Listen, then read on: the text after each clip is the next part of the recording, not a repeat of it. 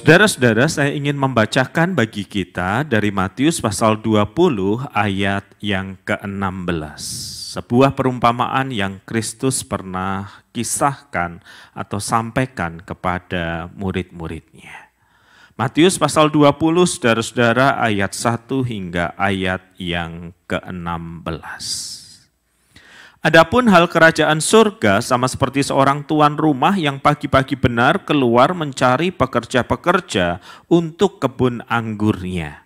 Setelah ia sepakat dengan pekerja-pekerja itu mengenai upah sedinar sehari, ia menyuruh mereka ke kebun anggurnya.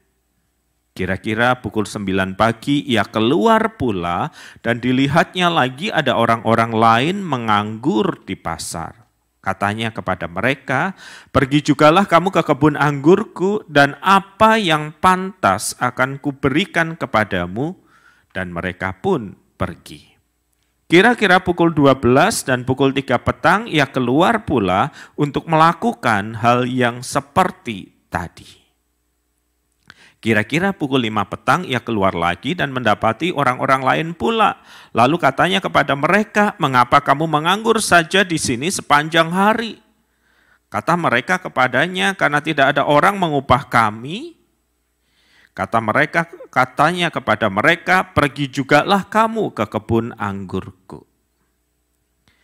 Ketika hari malam itu Tuhan berkata kepada mandurnya, panggillah pekerja-pekerja itu dan bayarkan upah mereka, mulai dengan mereka yang masuk terakhir hingga mereka yang masuk terdahulu. Maka datanglah mereka yang mulai bekerja kira-kira pukul 5 dan mereka menerima masing-masing 1 dinar. Kemudian datanglah mereka yang masuk terdahulu, sangkanya akan mendapat yang lebih banyak, tetapi mereka pun menerima masing-masing 1 dinar juga. Ketika mereka menerimanya, mereka bersungut-sungut kepada tuan itu. Katanya, mereka yang masuk terakhir ini hanya bekerja 1 jam dan engkau menyamakan mereka dengan kami sehari suntuk bekerja berat dan menanggung panas terik matahari. Tetapi tuan itu menjawab seorang dari mereka, saudara, aku tidak berlaku tidak adil terhadap engkau. Bukankah kita telah sepakat sedinar sehari? Ambillah bagianmu dan pergilah. Aku mau memberikan kepada orang yang masuk terakhir ini sama seperti kepadamu. Tidakkah aku bebas menggunakan milikku menurut kehendak hatiku? Atau iri hatikah engkau karena aku murah hati? Demikianlah orang yang terakhir akan menjadi yang terdahulu, dan yang terdahulu akan menjadi yang terakhir. Demikianlah sabda Tuhan, berbahagialah kita yang membacanya, mendengarkannya, dan berjuang untuk melakukannya. Haleluya. Saudara-saudara, suatu kali dalam perjalanan pulang setelah berkunjung ke rumah salah satu anggota jemaat sebelum masa pandemi, saya sadar saya telah mengambil jalur yang keliru. Saya berada di jalur yang keliru dan berharap bahwa di ujung jalan sana itu, di belokan itu tidak ada polisi yang menunggu atau mengawasi. Tetapi harapan tinggal harapan, saudara-saudara, karena hanya 2-3 detik setelah sadar saya salah itu dan mobil melaju mendekati ujung perempatan itu, seorang polisi sudah berdiri di depan jalan saya. Meyakinkan saya bahwa saya sudah salah jalur. Saya menepi, saudara-saudara, dan memberikan SIM, STNK, dan polisi itu kemudian menegaskan ulang kesalahannya.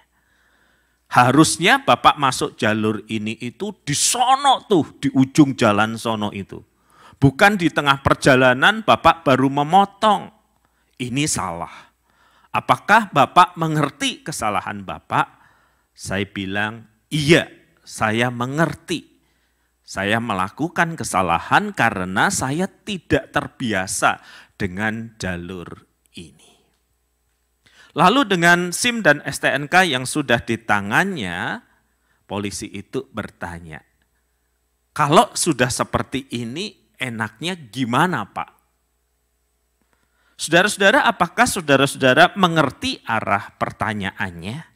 Kalau sudah situasi seperti ini, enaknya gimana? Lalu saya menjawab, Bapak sungguh bertanya kepada saya, iya Pak, menurut Bapak enaknya gimana? Saya sih enaknya Bapak aja gimana, kalau saya bisa bantu, ya saya bantu, kata petugas itu. Saya terdiam sejenak, saudara-saudara, lalu saya berkata kepadanya, kalau bagi saya Pak, enaknya adalah Bapak mengampuni, Bapak memaafkan, dan memberikan SIM dan STNK itu kepada saya. Dia terdiam, saudara-saudara, sejenak kemudian dia tertawa, terbahak-bahak, lalu berkata, kalau itu sih enaknya buat Bapak, gak ada enaknya buat saya. Dan segera saya menjawabnya, kan Bapak bertanya, enaknya untuk saya gimana? Ya kalau untuk saya enaknya, Bapak mengampuni dan memaafkan kesalahan saya. Saya janji deh Pak, tidak akan mengulangi lagi. Saudara-saudara, kalau kita ada dalam posisi bersalah, kalau kita ada dalam posisi di mana kita yang melakukan kekeliruan, maka kita tidak akan menyuarakan keadilan, saudara-saudara. Kita jarang sekali kalau sudah bersalah akan berkata, ya saya sudah bersalah, hukumlah saya, hajarlah saya, dendalah saya. Sama sekali tidak. Kalau kita sendiri yang bersalah, kita merindukan pengampunan, kita merindukan anugerah. Lalu kapan kita berteriak tentang ketidakadilan itu, saudara-saudara? Lalu kapan kita berseru, ini tidak adil, ini tidak fair? Yaitu ketika kita merasa ada perlakuan yang tidak seperti seharusnya. Sama seperti yang pernah dikisahkan seorang bapak ketika saya mengunjungi rumahnya. Orang tuanya telah meninggal, harta warisan telah dibagi, cukup rata untuk aset yang ada, tetapi bapak itu berkata, saya nggak ngerti kenapa mobilnya almarhum papa dan mama saya, dua itu diberikan semuanya kepada saudara saya. Saya tidak mendapat satu pun. Ya sih, soal aset, soal rumah, soal pabrik, semua sudah rata. Yang ganjel Pak WP yang menurut saya nggak adil adalah dua mobil operasional itu diberikan kedua-duanya untuk adik saya. Ini tidak adil. Kalau mau adil kan Pak WP, seperti semua aset itu dibagi rata. Mobil dua, satu untuk adik saya, satu untuk saya. Itu baru adil. Saya nggak ngerti. Orang boleh menyebut kisah ini remeh-temeh, tetapi bagi saya jelas orang tua saya tidak adil. Saudara, pernahkah Anda mendengar seruan permintaan tentang ketidakadilan?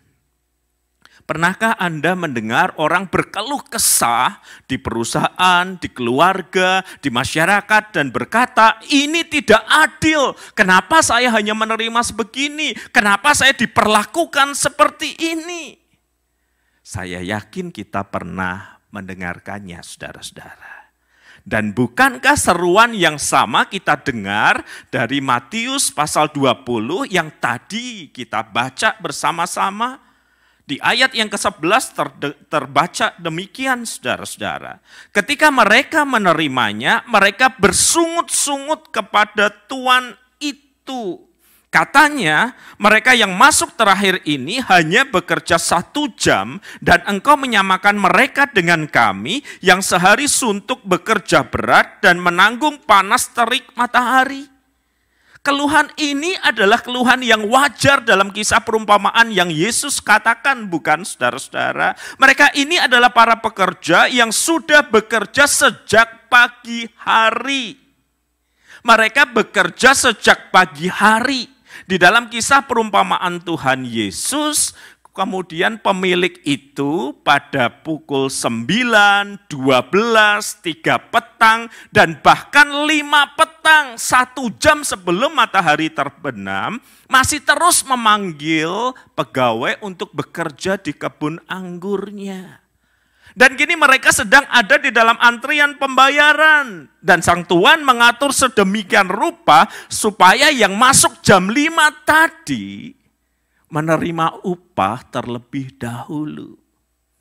Bayangkan situasi itu, saudara-saudara. Kita adalah para pekerja yang sudah bekerja dari pagi dan kita dengar yang masuk belakangan pukul 5 dipanggil untuk menerima upahnya. Dan ketika mereka dengan berbinar-binar membawa upah itu, kita bertanya, bro, oleh piro bro? Dapat berapa saudara? Dan mereka berbisik, kami masuk jam 5 sore, kerja hanya 1 jam, kami dapat 1 dinar. Wow, sungguh murah hati si pemberi kerja ini. Lalu kita yang sudah bekerja sejak pagi, kita berpikir, kita berhitung. Yang baru masuk, bekerja 1 jam, dapat 1 dinar. Kalau saya bekerja dari pagi, jam 6 pagi, misalnya sampai jam 6 sore, 12 jam, berarti 12 dinar. Barangkali kalau mereka hidup di zaman now, mereka sudah mengambil HP-nya, lalu berkata kepada istrinya, Bu, nggak usah masak makan malam, kita party.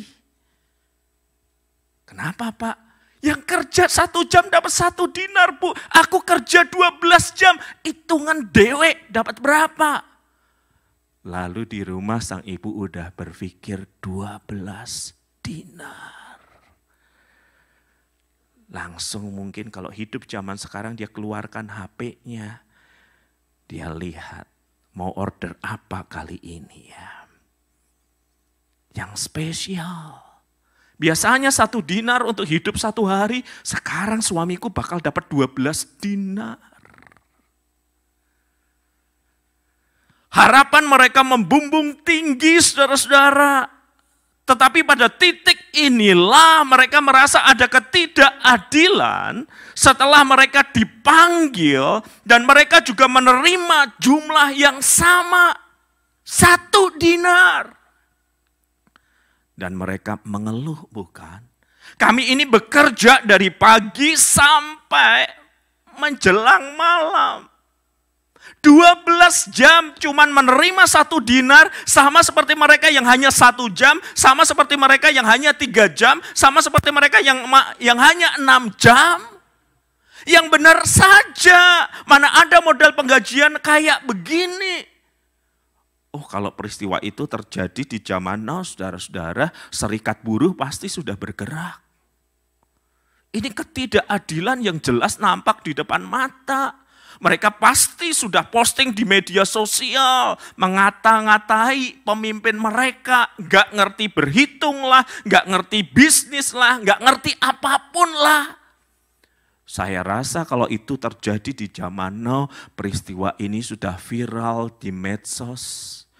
Dan Anda ataupun saya pun juga akan mereshare peristiwa ini dan memberikan tanda jempol ke bawah. Tetapi tunggu dulu. Apakah sang tuan benar-benar berlaku tidak adil? Apakah sang tuan di dalam kisah ini sungguh-sungguh berlaku tidak adil? Mari kita cermati ulang kisah ini, saudara-saudara. Apa yang menjadi jawaban sang tuan terhadap tuduhan bahwa dia telah bertindak tidak adil? Di dalam Matius pasal 20 ayat 13, sang tuan itu menjawab, tetapi tuan itu menjawab seorang dari mereka, Saudara, aku tidak berlaku tidak adil terhadap engkau.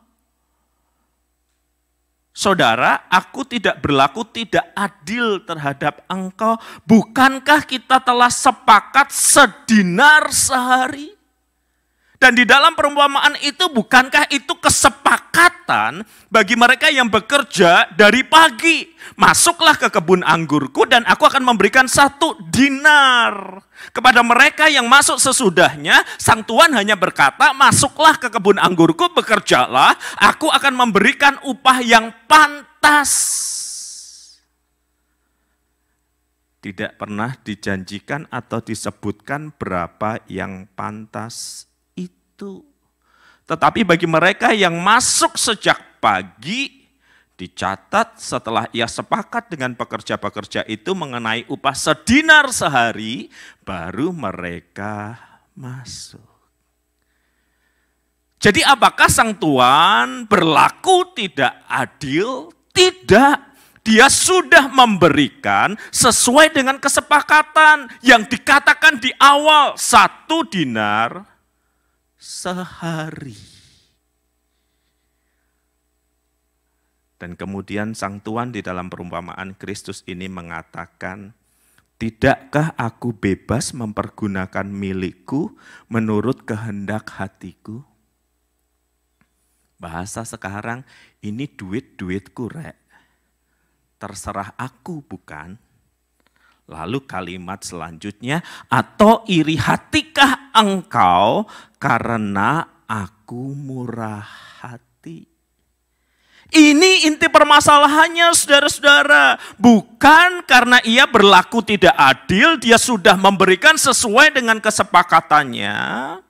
Tetapi orang yang menerima 1 dinar itu iri hati terhadap kemurahan sang tuan. Sang tuan sudah berkata kepada pekerja yang masuk kemudian, aku akan memberikan jumlah yang pantas untuk engkau. Dan di dalam kemurahan hatinya, dia juga memberikan 1 dinar. Dia tidak melanggar janji apapun terhadap pekerja yang datang dari pagi. Tetapi pekerja-pekerja yang lain menerima kemurahan hatinya. Dan ini adalah poin dari apa yang Yesus ingin ajarkan lewat perumpamaan ini. Kemurahan hati melampaui soal keadilan. Ini adalah apa yang Yesus hendak tekankan, komunikasikan lewat perumpamaan ini. Kemurahan hati melampaui soal keadilan.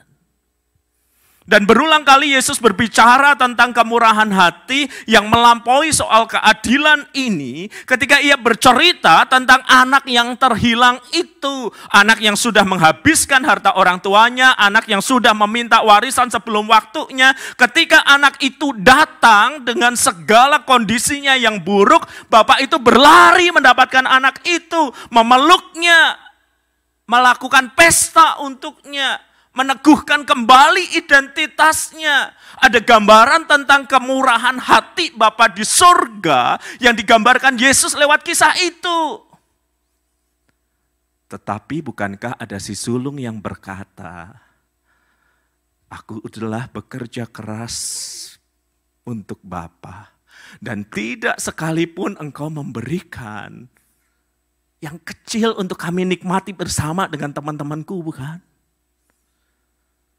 Dan sang bapa berkata, engkau ada di rumah nak, segala sesuatu adalah kepunyaanmu. Tetapi sang sulung itu karena iri hati terhadap kemurahan bapaknya, dia tidak mau masuk ke dalam pesta, tempat di mana kemurahan hati itu dinyatakan. Ketika mengajarkan perumpamaan ini, Yesus mengingatkan pada pendengarnya, Bapa di surga memperlakukan anaknya dengan kemurahan hati yang luar biasa.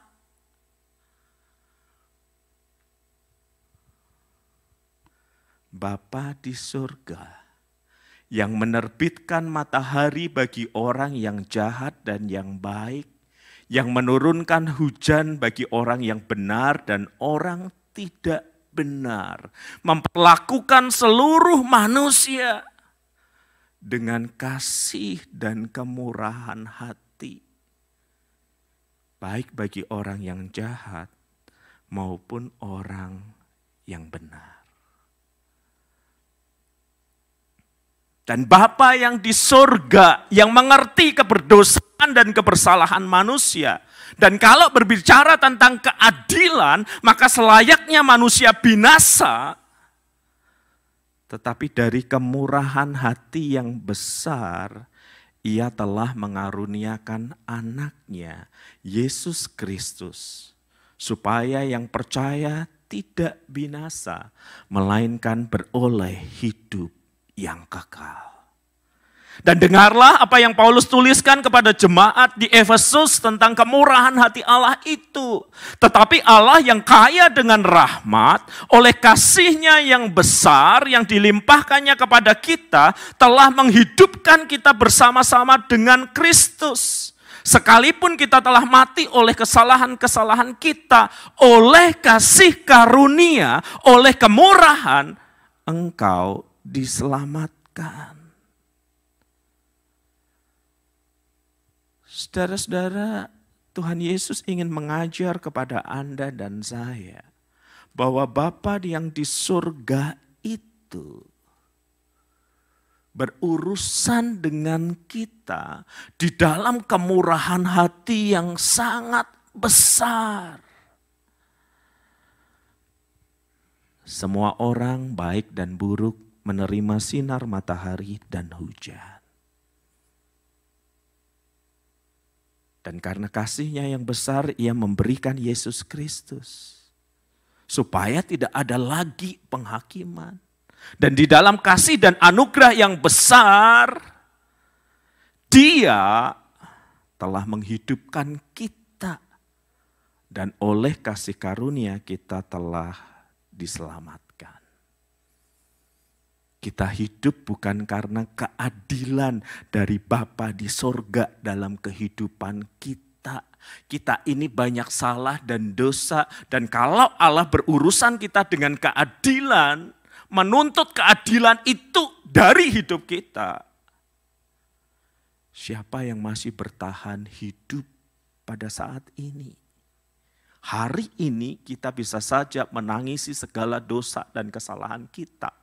Tetapi minggu yang akan datang, bulan yang akan datang, tahun yang akan datang, kita mengulangi lagi kesalahan yang sama dan bahkan lebih buruk lagi. Tetapi apakah pada saat itu terjadi, Bapa datang dan menghakimi kita dan menuntut kita berperilaku adil? Dia memperlakukan kita dengan anugerah, dengan kasih karunia yang limpah. Anugerah dan kasih karunia Bapa itulah yang membuat kita hidup sampai hari ini. Coba ingat peristiwa-peristiwa di dalam hidup yang bisa menjadi lebih buruk. Tetapi kasih dan anugerah Bapa di sorga menjagainya. Coba ingat untuk setiap doa yang dikabulkan. Saya rasa itu bukan karena kesalehan kita, tetapi karena kemurahan dari Bapa yang di sorga. Coba lihat untuk semua barang dan kenikmatan hidup yang bisa kita nikmati. Jika bukan Tuhan, sia-sialah usaha manusia membangun rumah. Jika bukan Tuhan, sia-sialah usaha orang mengawal kota. Bapa di surga memperlakukan kita dengan anugerah dan kasih karunia yang melimpah. Sebab kalau berbicara keadilan, Anda dan saya telah binasa karena segala dosa dan kesalahan kita. Anda dan saya tidak layak menerima yang baik karena jauh lebih banyak yang buruk ketimbang kebaikan yang bisa kita lakukan. Inilah Injil itu. Ia, Bapa yang di sorga, memperlakukan kita dengan anugerah, kasih karunia, dan kemurahannya. Saudara, suatu kali selepas sebuah pelayanan di suatu gereja setelah masa pandemi, pihak gereja meminta saya untuk bertukar tempat menginap. Jadi dari hotel menuju ke rumah salah satu anggotanya. Sebenarnya saudara-saudara, esok pagi-pagi saya sudah harus kembali ke Surabaya.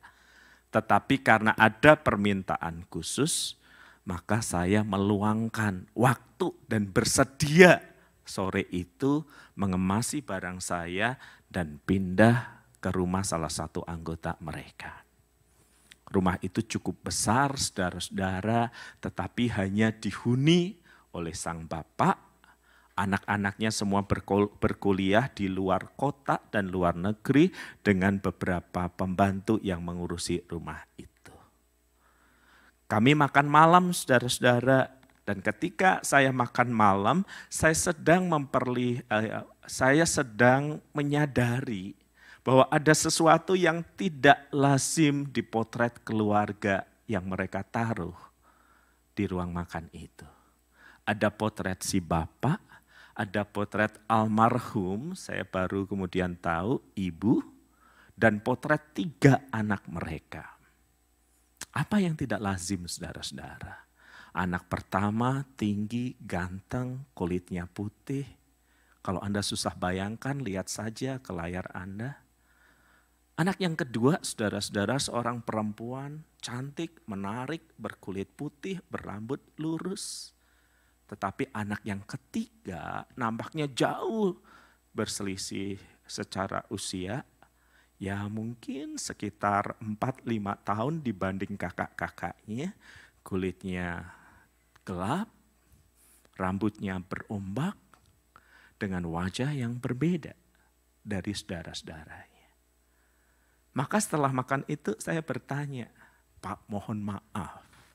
Kalau Bapak berkenan menjawab, boleh, kalau tidak enggak apa-apa, tetapi saya jangan diusir dari rumah ini. Yang terakhir, apakah dia anak angkat Bapak? Karena penampilannya berbeda. Dia tersenyum lalu berkata, nah untuk ini sebenarnya saya minta gereja mengirim Pak WP untuk menginap semalam saja di tempat ini. Saya tahu Bapak banyak menuliskan banyak kisah dan saya mau bagi kisah kehidupan saya. Apakah dia anak angkat saya? Ya dan tidak Pak WP. Maksudnya, wah ini cerita bakal panjang Pak. Kalau kita ngopi gimana ya? Saya tadi udah minta pembantu saya, kita pindah ke ruang tamu untuk bikinin kopi. Sip Pak. Lalu ia cerita pengalaman masa mudanya saudara-saudara. Ringkasnya saudara-saudara, suatu kali dalam kehidupannya, ketika 2 anaknya ini duduk di bangku SD, istrinya lari dengan salah seorang karyawannya. Dan itu terjadi puluhan tahun yang lalu, saudara-saudara. Tidak bisa dilacak lewat medsos seperti sekarang, tetapi si bapak tahu bahwa istrinya lari dengan salah satu pegawainya. Ini bukan sekedar lari pagi, lari 10 kilometer, tetapi ini lari untuk hidup bersama. Bayangkan kalau Anda seorang laki-laki, betapa terguncangnya ego Anda ketika istri yang Anda cintai memilih untuk hidup bersama salah satu karyawan Anda. Hancur hidup saya Pak WP pada saat itu, berantakan semuanya. Harga diri saya di mana? Apa yang saya katakan kepada teman bisnis saya, apa yang dikatakan kepada keluarga besar, menjaga istri saja nggak bisa sehingga istri lari dengan orang lain. Dia mencari tetapi tidak ketemu saudara-saudara sampai akhirnya dia mendengar kabar bahwa istri dan mantan anak buahnya itu hidup di sebuah kota 3-4 jam perjalanan dari kota tempat ia tinggal. Dan dia sudah terfikir untuk melupakan istrinya, mengabaikan istrinya, dan hidup bersama dengan anak-anaknya, mencoba menjelaskan apa yang terjadi di mata anak-anaknya. Dan dari keping-keping itu hidupnya sudah mulai tertata lagi.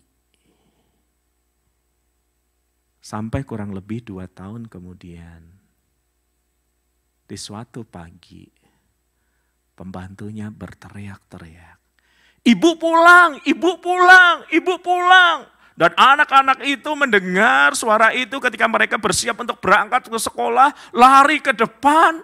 Dan mereka melihat mama yang 2 tahun itu sudah hilang ada di pintu rumah mereka. Mereka segera berlari memeluk mamanya yang 2 tahun mereka tidak ketemu. Dan si bapak berkata, dari teras rumah saya lihat perempuan itu. Istri saya, Pak Bebe. Dia pulang.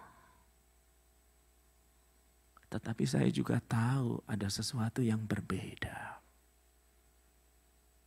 Perutnya membesar. Ketika pembantu mempersilahkan istri saya untuk masuk, pembantu lapor, nyonya nggak mau masuk.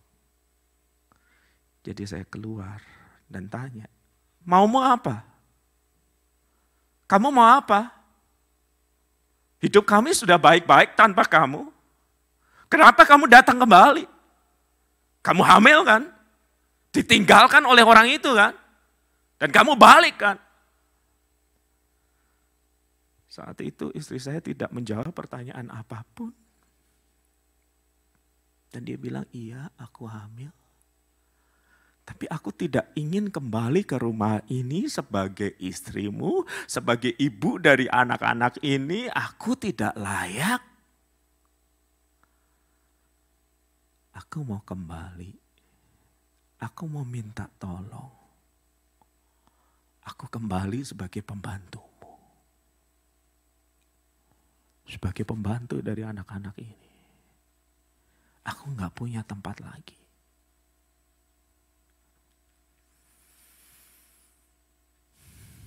Saat itu saya terdiam, Pak WP nggak bisa memberi jawaban. Pembantu saya yang menangis, yang kemudian memasukkan perempuan itu, istri saya yang telah lari itu ke kamarnya, dan berkata kepada saya, kalau Bapak nggak mau terima, saya aja yang terima, saya utang budi sama ibu. Anak-anak saya begitu gembira mamanya kembali. Saya begitu hancur, tidak tahu apa yang saya perbuat.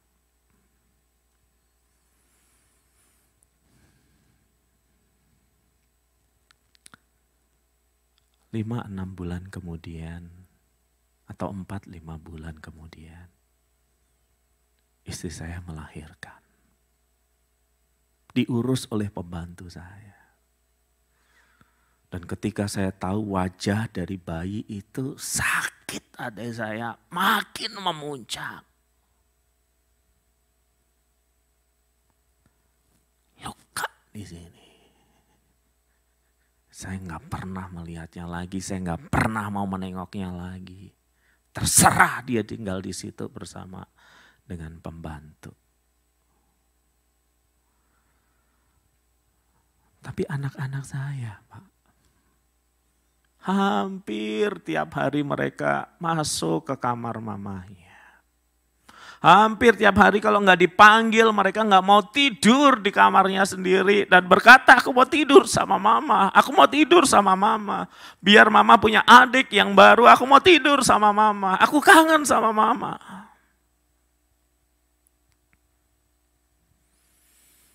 Satu tahun berlalu, Pak. Saya kerja aja, saya nggak mau ingat peristiwa itu. Saya nggak mau lihat anak kecil itu. Tapi hati saya nggak tenang.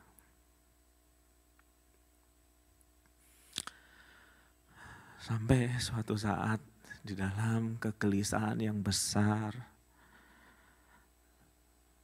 saya datang kepada Romo di gereja saya yang dulu. Dan saya berkata, ini loh kisah hidup saya. Dan Sang Romo yang tua dan bijak di gereja saya yang dulu, cuman ngomong satu kalimat. Kalau kamu mau menuntut keadilan, tuntut hukum selama-lamanya. kamu layak menuntutnya. Istrimu bersalah, kesalahannya fatal, dan membawa buah dari kesalahannya. Kamu layak menuntut keadilan. Kamu layak marah. Bahkan mengusirnya pun kamu pantas. Saya terdiam. Lalu Romo itu melanjutkan kalimatnya dengan berkata, tapi kalau kamu adalah anak dari Bapa yang di surga, yang mencintai orang yang jahat dan yang baik, yang memberikan anugerah lewat pengorbanan Kristus yang gak pantas kita terima, yang gak pantas kamu terima, kamu tahu apa yang harus kamu perbuat.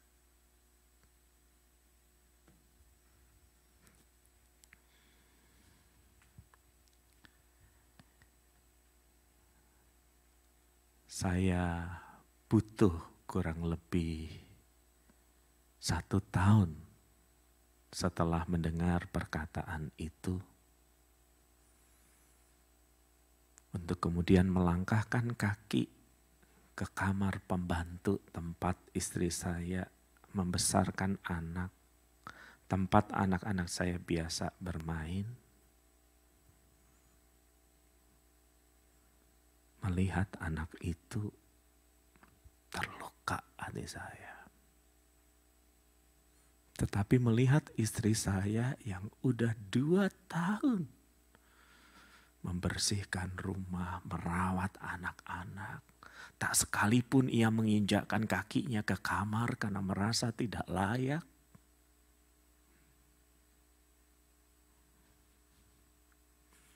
Melihatnya menunduk ketika saya datang,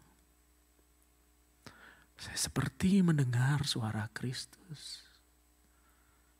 Barang siapa yang tidak bersalah, biarlah ia mengambil batu yang pertama dan melemparkannya kepada perempuan itu.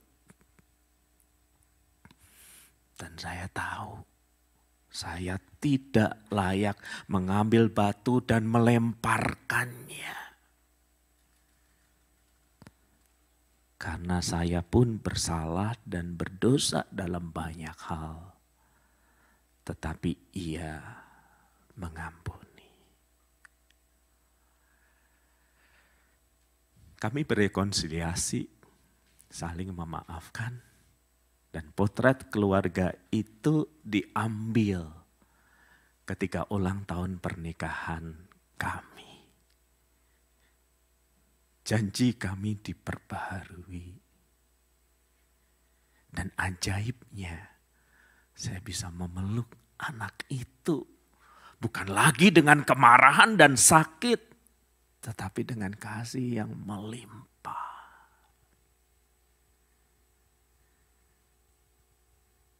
Itu kisah saya, Pak WP. Bapak boleh menuliskannya, Bapak boleh mengkhotbahkannya. Itu kisah orang berdosa seperti saya. Yang dapat anugerah Tuhan limpah. Dan kemurahan itu saya salurkan. Saudara, barangkali Anda saat ini sedang berteriak menuntut keadilan. Gak adil suamiku kayak begitu, gak adil istriku kayak begitu, gak adil anakku mendapatkan itu. Anda dan saya menuntut keadilan karena kita terluka, karena kita tersakiti.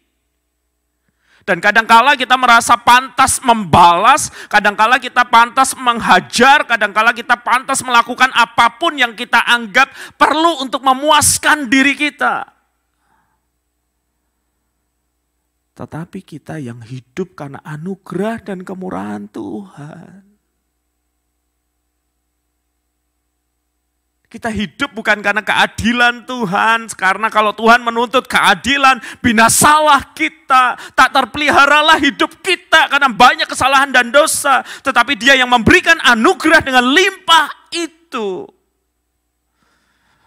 Dengan anugerah itu di tangan kita. Layakkah kita marah, mengambil batu untuk meluapkan rasa keadilan bagi suami istri yang telah melukai dan menyakiti kita, bagi anak dan anggota keluarga yang menurut kita pantas mendapatkan keadilan, tetapi kita sendiri hidup karena kemurahan Tuhan dan anugerahnya.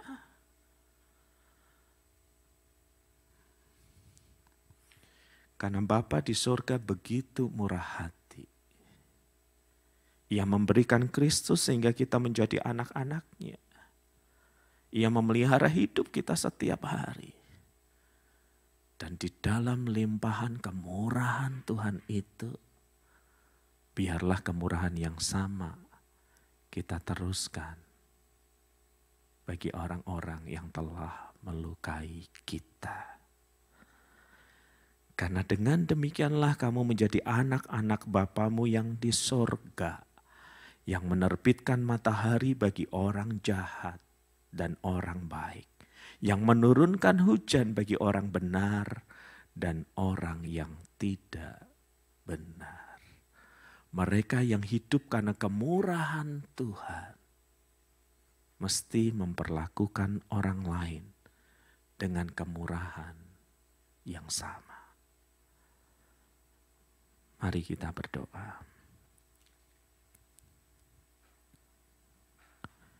Kami orang bersalah dan berdosa yang hidup karena anugerah-Mu. Engkau terus memelihara kami walaupun kami salah dan dosa. Dan di dalam Kristus kami mendapatkan anugerah yang besar dan melimpah. Karena pengorbanan Kristus kami diampuni dan disucikan. Kami jadi anak-anak Allah. Dan biarlah kami yang hidup dari kasih dan kemurahan Tuhan memperlakukan orang lain dengan kasih kemurahan yang sama. Amin.